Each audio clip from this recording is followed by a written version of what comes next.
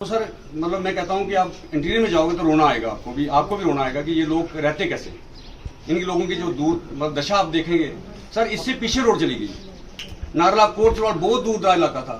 जब आज भी लोग कई ऐसी जगह पे हैं जो मक्के वगैरह बिजली होती है तो वो डंडों से बीजते हैं इसी एरिया की बात है। और इसमें कोई कनेक्टिविटी नहीं है और लाइट का कोई संसाधन नहीं है। बाकी सर हर वार्ड में पीडीसी गनें मिली है। हमारे वार्ड नंबर 7 में आज तक हमने फाइलें भी दी हैं। रजौरी जाके हम यहाँ से स्पेशल गाड़ी करके हम चले गए, वहाँ भी हमने फाइलें दी हैं।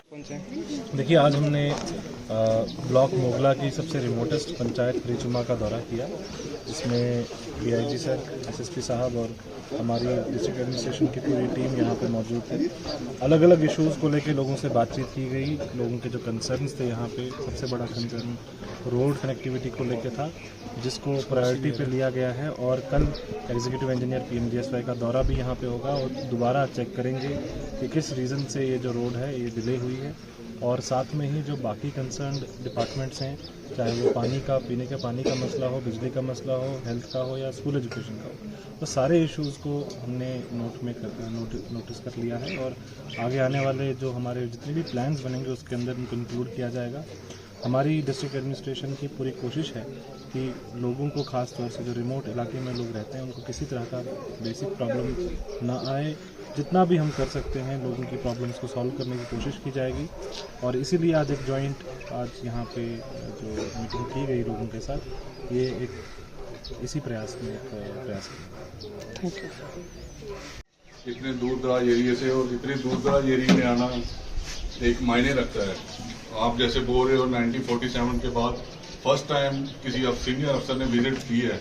हमारी तो विजिट चलती रहती है, हम घूमते रहते हैं इधर, लेकिन मेन चीज़ है कि हमारे बीच आज डीआईजी साहब हैं। आप लोगों के लिए खुशी की बात है, जैसे बच्चों ने अपनी जो परेशानी है वो बताई। हमने उनको बोला था जाने के लिए, लेकिन उन्होंने बोला कि नहीं, हमें भी सर से बात करनी है, हमारी भी कुछ जरूरतें परेशानी है तो हम भी बात करना चाहते हैं। वैसे ही आप भी अपनी जो भी आपकी इशू है, किसी भी चीज़ को लेकर इशू है, डीसी सर हैं, हमारे डीआईजी सर हैं, एसएसपी सर हैं, तो आप एक एक करके अपनी हर जो कोई इशू है आप प्लीज़ बताइए।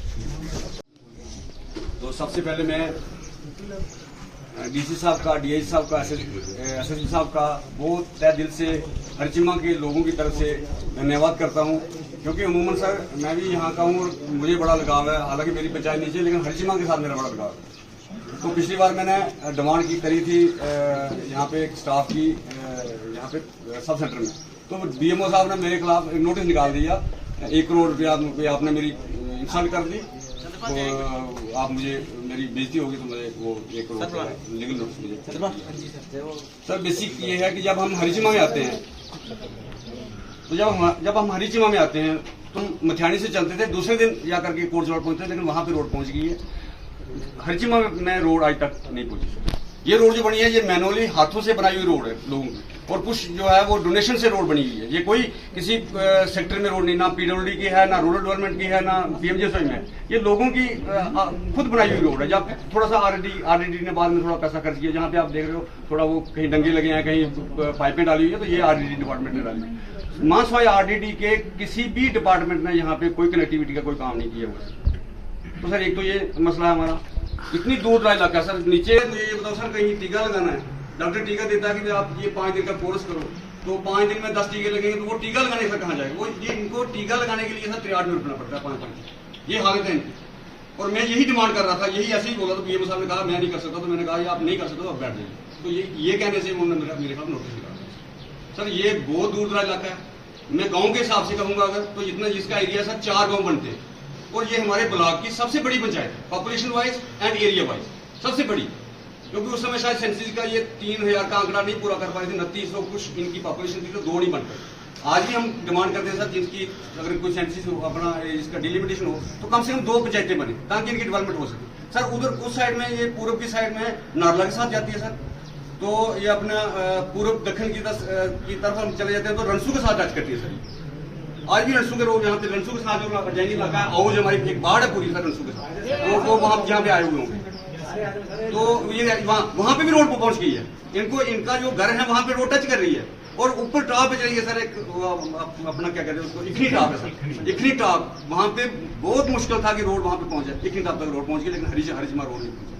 और बार बार एक बार मैंने डीसी साहब के दरबार में कालाकोट में ये भी कह दिया था कि आप अगर नहीं कर सकते हरिचिमा के लिए कुछ, तो आप इसको डिस्ट्रिक्ट से ही निकाल दीजिए, ताकि किसी रियासी के साथ जुड़ जाए, किसी और डिस्ट्रिक्ट के साथ जुड़ जाए, ताकि ये अपने आपके आगे रोना बंद कर देना सर। आप यहाँ पे आए हैं, आपका बहुत बहुत शुक्रिया सर। एडीसी साहब पहली बार 2 महीने पहले आए थे, एडीसी साहब भी पहली बार 2 महीने पहले आए थे। आपसे सोच लो कि सब डिवीजन लेवल के ऑफिसर जो है वो 2 महीने पहले आए थे, तो इससे पहले क्या हुआ होता रहा होगा यहाँ पे। आज आप आए हैं, हम आपके तहे दिल से वेलकम करते हैं, शुक्रिया अदा करते हैं कि आप यहाँ पे आए। स्कूल की आपने दशा देख ली। हाँ, हेडमास्टर साहब यहाँ पे बहुत अच्छे हैं, ये थन्ना मंडी से बिलोंग करते हैं सर। बहुत सारे हेडमास्टर ने ज्वाइन नहीं किया है, लेकिन इन्होंने थन्ना मंडी से होते हुए भी यहाँ पे ज्वाइन किया, और शायद इन्होंने इनके मन में सर ये दर्द उठा के इन लोगों को मैंने पढ़ाना सब जब से ये हैं, तो स्कूल का चाहे वो जो जितने भी टीचर हैं उनसे ये काम ले रहे हैं, और बच्चों के साथ थोड़ा बहुत, मैं कहता हूँ ये नहीं मैं कहता हूँ कि भाई 100% जस्टिस कर रहे हैं, लेकिन 20-25% जस्टिस हो रहा है सर। जितना ये कर सकते हैं उससे ज्यादा कर रहे हैं, और इनकी सरपरस्ती में सर स्कूल जो है, जितना इनके पास जो रिसोर्सेज हैं उसके मुताबिक बहुत बढ़िया काम चल रहा है सर। यहाँ इन्होंने मास्टर जी ने ये कहा कि यहाँ पे पोस्ट की सर जो ऑपरेशन हमारा चला लास्ट में जो 2023 में सियाली का, जहाँ पे वो उसी ऑपरेशन में हमारे वीर को अवार्ड भी मिला है, तो वो इसी एरिया में था। यहीं पे उन्होंने खाना खाया था इसी गांव में, यही इन्हीं लोगों ने ही वो इनपुट दिया था, और इन्हीं लोगों ने वो 2 महीने पर नारला में जाकर के मरवाया। तो ये सर ये मिलिटेंसी की मैं कहता हूँ कि ये उनकी हिट लिस्ट में एरिया है, तो यहाँ पे सुरक्षा की पोस्ट होना बहुत जरूरी है। उसकी दृष्टि से हम देखेंगे तो वैसे भी एक उनके लिए सेफ सर पैसेज भी है, सेफ ट्रांजिट कैंप। हमारा रिक्वेस्ट है कि आप उसको थोड़ा सा स्पीडअप कीजिए सर, वो काम थोड़ा तेज हो जाए ताकि लोगों को पानी मिल सके सर। हायर रीचेज में कोई पानी नहीं है, वो लोग नीचे 2-2 किलोमीटर नीचे आकर के, क्योंकि हम दौड़ में आज हम जहाँ दौड़ यहाँ बावलियाँ काम कर रही हैं, लेकिन ऊपर सर ना बावली है, तो लोग तालाबों का पानी पीते हैं सर। बरसात में कहीं थोड़ा बहुत पानी निकलता है जमीन से, तो वो बरसात का मौसम इनका कट जाता है। बाकी जितना भी मौसम है अगर कोई पानी नहीं है, कोई कुछ नहीं है, तो इसी तरह से पड़ता है इस पहाड़ी की परिधर। पूरा गांव का गांव ही है, समझो बाढ़ है, लेकिन ये गांव की जितनी बड़ी बाढ़ है उसको रोड चाहिए सर। और इसी तरह से दियार का अपना ब्यांडी हाउस से Byandi via middle school Harichima middle school Jothar, उससे निकलती हुई रोड सर ब्यांडी में जाके मिले, ताकि ये सारा जो है ये रोडों का जाल बिछा है, वो लोग जो है आना जाना इनका सीधा हो जाए, और ये मिलिटेंसी के ऊपर भी लगाम लगेगी, और लोगों को फैसिलिटी भी हम प्रोवाइड कर पाएंगे सर। तो ये यहाँ पे सर हाई सेकेंडरी की जरूरत है सर। मेरा नाम भूषण ऊपर है सर, सरपंच कब्बड़। तो सर यहाँ पे 4 मिडिल स्कूल है सर, 1 हाई स्कूल है, एक दूगा स्कूल है सर, वो वाली हालांकि वो ब्लॉक बुद्धर अपना इसमें खौस भी पड़ता है, लेकिन इसके जॉइनिंग में है। एक मिडिल स्कूल जोटखल है, एक मिडिल स्कूल हरिचिमा है, और ये हाई स्कूल है। तो एक बहुत बड़ा सर वास्ट एरिया है, तो यहाँ पे हाई सेकेंडरी होना जो है बड़ी उसकी जरूरत है। तो ये ज्यादा कुछ ना कहता, मोटी मोटी ये बातें हैं सर। बिजली का इनका यहाँ इंफ्रास्ट्रक्चर की बात है सर, बिजली का भी बड़ा बुरा हाल है। चिम्मा में बिजली नहीं है सर, दरख्तों में लगी हुई है। ऊपर जो गोरी मिट्टी और जो लैना का एरिया है वहाँ पे बिजली नहीं है सर। तो लैना वाला और गोरी मिट्टी में तो सर पानी भी नहीं पहुंच सकता। ये जो स्कीम बन रही है वो लोग डिप्राइव हो जाएंगे, वो छूट रहे हैं उसमें से। मतलब इसका 1/3 जो गांव का एरिया है वो इसमें से जो जेजेएम बन रहा है उसमें से छूट जाएगा सर। तो हम ये भी चाहेंगे कि एक नई सर वो हाइट पे है, वहाँ पे वो पानी नहीं जाएगा। उसका जो बनाया हुआ ना जो डीपीआर बनी है उसमें वो नहीं फाका, वो इंक्लूड नहीं है वहाँ पे, क्योंकि वो तो डबल स्टेज बनेगी तब जाकर के पानी उनको मिलेगा। तो वो वाला एरिया भी जो है उसके लिए एक सेपरेट डीपीआर बनाई जाए जेजेएम के लिए, और उसको उन लोगों को भी पानी मुयसर हो सके। इससे ज्यादा कुछ ना कहते हुए मैं आपसे इजाजत चाहूंगा। जय हिंद। पहले मैं आपका बहुत बहुत स्वागत करता हूँ कि आज हमारे माननीय डीसी साहब, डीसी साहब और यहाँ एसएसपी साहब, तहसीलदार, एडीसी सर, बीडी मैडम, सभी ऑफिसर जहाँ पे हैं, हम भी चाहते हैं कि अपने इलाके को हम विजिट कराएं ताकि हमारे इलाके की पहचान हो सके। सर ये एरिया जो अभी है, आप जहाँ से आए हैं नाराबाद सर, देखा होगा कि आपके अपोजिट डायरेक्शन में जो एरिया है वो आज तक कोई कनेक्टिविटी इस एरिया में नहीं। जहाँ आप लाइट की ना होने की बात कर रहे थे वो भी इसी एरिया में आता है। इस जो ब्रिज ये जो हमारा नाला गया है, इस नाले के इस पार काफ़ी पॉपुलेशन है। यहाँ लास्ट तक सर ये चला जाता है अल्या डिस्ट्रिक्ट रियासी तक ये एरिया है, जिसमें कोई कनेक्टिविटी नहीं है, लोगों के पास कोई संसाधन नहीं है। आज भी लोग कई ऐसी जगह पे हैं जो मक्के वगैरह बिजली होती है तो वो डंडों से बीजते हैं। इसी एरिया की बात है, और इसमें कोई कनेक्टिविटी नहीं है और लाइट का कोई संसाधन नहीं है। बाकी सर JJM जो है वो मेरे कई आज से 14 साल पहले तो 2 फिल्टर प्लांट जो हमारे मेरी पंचायत के अंदर लगे हुए हैं, उन पर पैसा भी आया सर, सब कुछ लिंग्विशियल प्रोजेक्ट बना, पैसा लैब्स हुआ, फिर लिंग्विशियल प्रोजेक्ट बना के नई स्कीम से पैसा रखवाया, लेकिन सर वो आज तक फंक्शनल नहीं हो पाए। हम आपसे यही रिक्वेस्ट करते हैं कि हमारे जो नेचुरल रिसोर्सेज हैं उनको हम सेव करें, ताकि हमें JJM का तो रहा कि एक ऑप्शन है, वो मिलेगा तब वो देखा जाएगा सर, लेकिन जो हमारे नेचुरल जहाँ पे बहुत सोर्सेज हैं उनको हम प्रोटेक्ट करें, ताकि उनके जो एक काफ़ी सारे सर नेचुरल सोर्स हैं जो किसी एक लोगों के कारण जो डैमेज कर दिए जाते हैं, लाइन्स डैमेज कर दी जाती हैं। ऑलरेडी हमने कई बार इसकी रिपोर्ट भी की है, ADC सर से की है, पहले डी सर से उनके साथ ही की सर। ये वो अभी भी बड़े बड़े प्रोजेक्ट सर करोड़ों रुपये यहाँ वहाँ पर लगाकर वो आज वो 10-10 साल हो गए सर, वो वापस वो उसको रिपेयर करेंगे तो कहाँ कब तक चलेगा ये सर। JJM के अंदर ये मैं कहूँगा कि अभी तक पाइपलाइन जो कह रहे हैं ये हरिचिमा और दोनों पंचायतें में से साथ में देख रहा हूँ, अपने लोग ये सभी हैं, इनकी कोई भी समस्या होती है हम मिलकर हल करते हैं, क्योंकि यहाँ पे जो सरपंच थे वो अभी आर्मी में सिलेक्टेड हो गए हैं, तो उसी वजह से हम और यहाँ नहीं हाँ यहाँ पे नहीं है तो साथ में ही थे, हम पढ़े भी साथ में, तो दोनों ने साथ में सरपंची के आके अपने इलाके के लिए कुछ बेटरमेंट कर सके। लेकिन सर बहुत कोशिशें करने के बाद और बहुत बोले भी हैं हम 5 साल में, बहुत सारी ऐसी रिप्रेजेंटेशन अपनी दी भी हैं हम, लेकिन कुछ भी हमारी सुनवाई नहीं हुई। इसलिए मैं आपसे चाहता हूँ कि आप अपने कॉन्फिडेंस के साथ हमें ये कह सकें कि इस एरिया के लिए आप कुछ ऐसा बेहतरीन कर जाएं ताकि हम आपको याद रखें, हमारी पीढ़ी भी आपको याद रखेंगे। और सर ये जो एरिया है, इस एरिया को, ये वाला एरिया सर जहाँ से स्टार्ट होता है, इससे आगे कोई रोड नहीं है, इस एरिया को थोड़ा इग्नोर ना किया जाए। हम चाहते थे कि ये मीटिंग पहले मैं कई बार मैंने DSP सर से कहा है, क्योंकि ये आते रहते हैं हमारे बीच में, और SOG का सर हमारे में अभी जो कुछ दिनों जो पैनिक चल रहा था, जिसमें जैसे वो मैं हमारे PWD डिपार्टमेंट को पता भी है कि कौन कौन से एरिया रहते हैं, प्लान बने हुए हैं, लेकिन अभी तक सर कुछ नहीं हुआ। इस पर मैं चाहता हूँ आप तवज्जो दें ताकि हमारे लोगों की जो समस्याएं हैं वो हल हो सके। तो मैं फिर से आपका बहुत बहुत धन्यवाद करना चाहता हूँ, और ऐसी सौगात दे दें सर हमारे इस एरिया को, क्योंकि ये बहुत फार-फ्लंग एरिया है और जो क्रॉसिंग एरिया है ये इसी यहाँ का दौरा बना था, और बहुत सारी चीज़ें हम जब रास्ते में आ रहे थे SSP साहब में DRG साहब, तो रास्ते में बहुत सारी चीज़ें हम लोग खुद ऑब्जर्व कर रहे थे, किस तरीके से डिस्ट्रिक्ट का वन ऑफ द फार्देस्ट गाँव है, वन ऑफ द रिमोटेस्ट गाँव है। यानी कि अगर हम कभी भी डिस्ट्रिक्ट हेडक्वार्टर पे देखते हैं चीज़ों को, उसके मुकाबले ये गांव है कम से कम 60-70 साल पीछे, और उस हिसाब से जो बेसिक सुविधाएं होती हैं, मूलभूत सुविधाएं हैं, चाहे वो शिक्षा है, चाहे स्वास्थ्य है, चाहे कनेक्टिविटी है, यहाँ पे कमज़ोर है। इसके बारे में आप लोगों ने मेरे को बताया है। सबसे बड़ा इशू जो आपने रेज किया वो है रास्ते का, कि जो हमारा रास्ता नाड़ा माजरा से लेके यहाँ तक कच्चा है और बरसात में बहुत दिक्कत आती है। आप लोगों को चाहे वो राशन की दुकान में जाना हो या हेल्थ सेंटर में जाना हो या किसी को प्रयाग जाना हो, उसके लिए बहुत मुसीबत है। छोटे छोटे बच्चे हमने रास्ते में देखे कि उनको भी स्कूल जाने के लिए बहुत प्रॉब्लम आती है, 1-1.5 घंटा उनको लगता है।